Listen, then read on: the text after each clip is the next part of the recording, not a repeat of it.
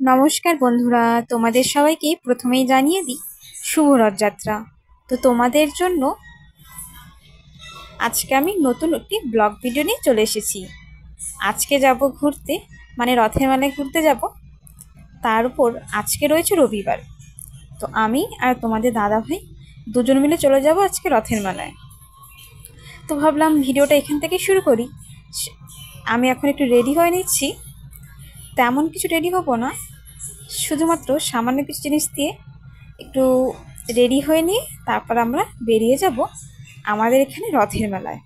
আর আমাদের এখানে রথের মেলায় ঠিক কেমন রথের মেলা হয় আর কতটা বড় হয়, কোন কোন জিনিস রয়েছে, কি কি পাওয়া যায়, আর কতদিন ধরে মেলা হয়, সব কিছুই তোমাদের সাথে শেয়ার করব।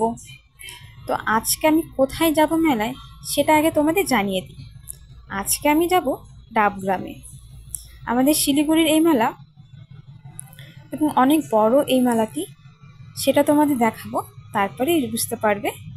তো চলো, আজকে আমার কেমন লাগছে তা কিন্তু কমেন্ট করে অবশ্যই জানিও। তো এরপর আমরা দুজনে বেরিয়ে গেলাম মেলা দেখতে। তো আমরা কিন্তু আসলে যেখানে যেতে চাচ্ছিলাম এটা কিন্তু সেই মেলা নয়, এটা হলো বউবাজারের এখানকার মেলা। এটাও কিন্তু খুবই সুন্দর মেলা হয়। চলো আগে গিয়ে তোমাদের জগন্নাথ ঠাকুরকে একটু দেখিয়ে নিই।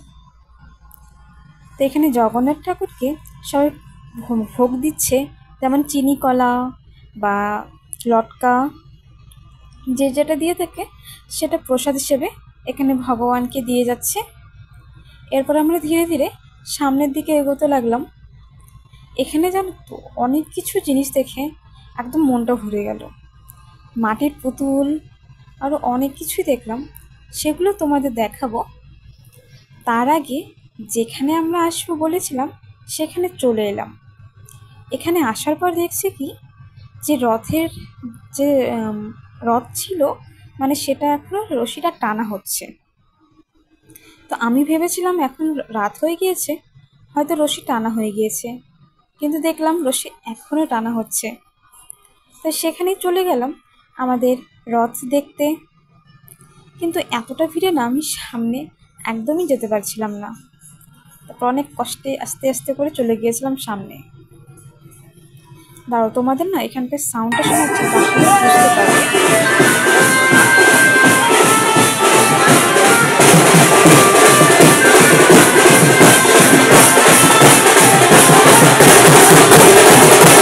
তো এখানে না সাউন্ডটা বেশি হওয়ার কারণে আমি মিউট করে দিলাম, যাতে সাউন্ডটা কানে না লাগে। আর এখানে এত বাজনা নিয়ে এসেছে, আর পূজাটা এত বড় করে হয় যে দেখে খুবই ভালো লাগছিল। আর এখানে পুজো হবে এই মাসের 15 তারিখ অবধি, মানে 7 দিন তো আমাদের পুজো হয়। আমাদের জগন্নাথ দেব 7 দিনের জন্য মামা বাড়ি আসেন। তো সেই 7 দিনই এখানে পুজো হবে।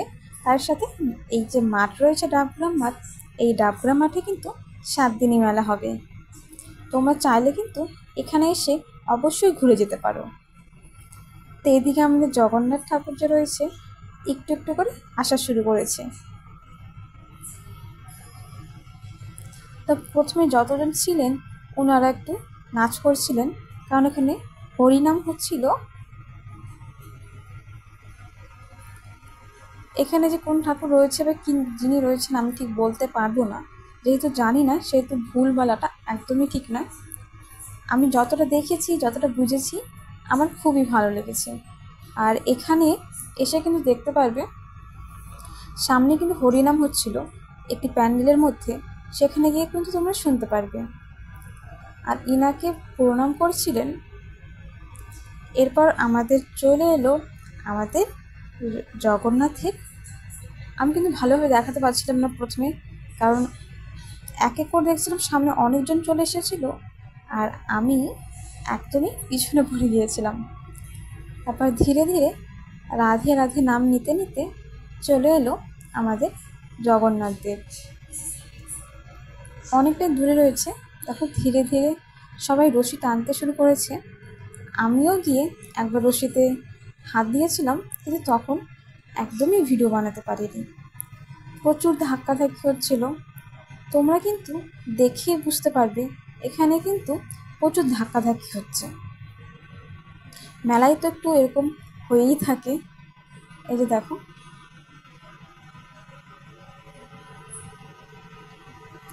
তো এখন ওনারা আমাদের জয় জগন্নাথ ঠাকুরকে নিয়ে ধীরে ধীরে যেখানে প্যান্ডেল বানিয়েছে সেদিকে চলে যাবে। তো আমরা এই প্যান্ডেলের দিকে চলে এসেছি। এখানে কৃষ্ণ নাম হচ্ছিল। এই যে আমি একটু নিচের দিকেও ক্যামেরাটা করে নিলাম।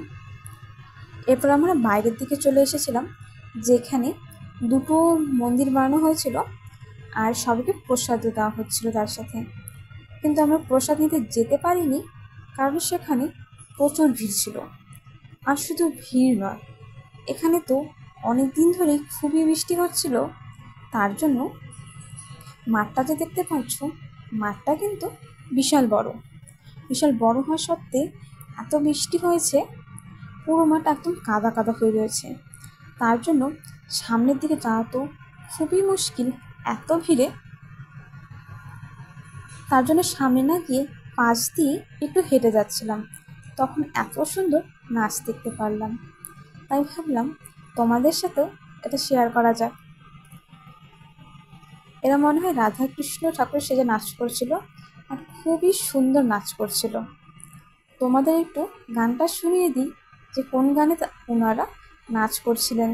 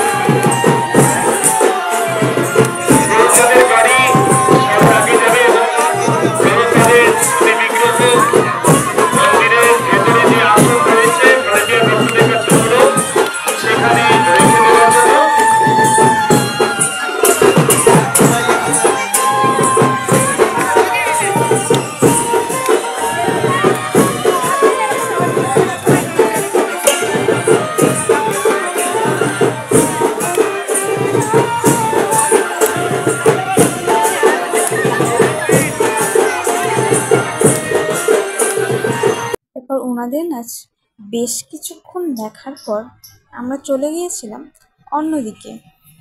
এখানে মাঠের চারপাশ দিয়ে যে দোকানগুলো বসেছিল, সেই দোকানগুলো একটু ঘুরে ঘুরে দেখছিলাম। এখানে দেখো অনেক কিছু খাবারের দোকান রয়েছে। তারপর এদিকে কোনো চপের দোকান ছিল, সেটা না ভালো করে দেখা যাচ্ছিল না। আমি দূর থেকে দেখে পাশ দিয়ে চলে গিয়েছিলাম, কারণ দেখতে একটু অসুবিধা হচ্ছিলো, অনেক ভিড় আর কাদার কারণে। কিন্তু এখানে কিন্তু অনেক মজা হচ্ছিল, কারণ একটা যতই যাই হোক না কেন, বৃষ্টি হোক যাই হোক, মেলায় তো আসতেই হবে। আর রবিবার বলে কথা। এদিকে অনেক আইসক্রিমের দোকান ছিল, আর সামনের দিকে অনেক দোলনা ছিল, মানে বাচ্চাদের খেলার জন্য নাগরদোলনা ছিল, আরও যা যা থাকে মেলায় সব কিছু ছিল। কিন্তু আমি যেহেতু কোনো কিছুতে উঠবো না, আমার অনেক ভয় লাগে, তার জন্য আমি আর সেদিকে যাইনি। এদিকে দেখতে পেলে তোমাদের দাদা হয়ে রয়েছে। এরপর আমরা চলে গিয়েছিলাম কিছু খেতে। তো কি খাবো প্রথমে ভাবছিলাম বসে বসে। তো প্রথমেই আমরা নিয়ে নিলাম এদিকে খাওয়ার দোকানে বসে রয়েছি। এদিকে খাওয়ার জন্য নিয়ে নিয়েছি মোমো, আর আরও একটি নিয়ে নিয়েছিলাম তা হলো চিকেন পকোড়া। মোমোটা দুজন মিলে খাওয়া দাওয়া করে নিয়ে তারপরে চিকেন পকোড়া খেলাম। তারপরে আমরা চলে এলাম বাড়ির দিকে। দেখানোই হয়নি যে আসার সময় লটকা নিয়ে এসেছিলাম, এখন বাড়িতে এসে বসে বসে লটকা খাচ্ছি। চলো তাহলে